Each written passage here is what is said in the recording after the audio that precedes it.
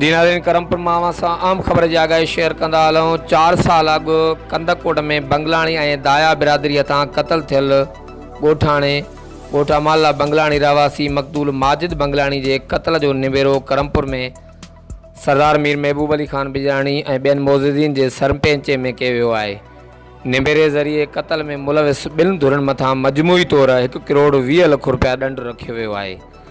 जवाबदार असद दायो धुर मथां 60 लख ऐं जवाबदार अब्दुल बारी बंगलाणी धुर मथां बि 60 लख रुपया ॾंड रखियो वियो आहे।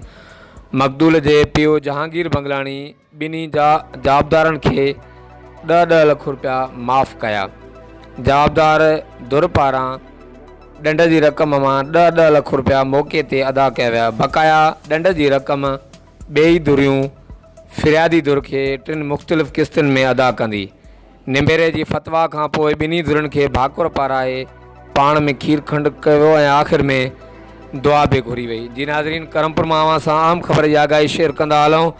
4 साल अॻु कंदकोट में बंगलाणी ऐं दाया बिरादरीअ तां क़तल थियल ॻोठा माला बंगलाणी रहवासी मक़दूल माजिद बंगलाणी जे क़तल जो निबेरो करमपुर में सरदार मीर महबूब अली ख़ान बिजाणी ऐं ॿियनि मोज़िज़ीन जे सरपंचे में कयो वियो आहे।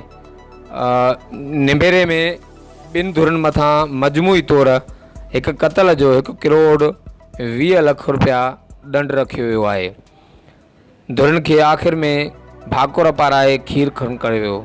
हर वक़्तु आगाह रहण लाइ ॾिसंदा रहो JTN वेब न्यूज़।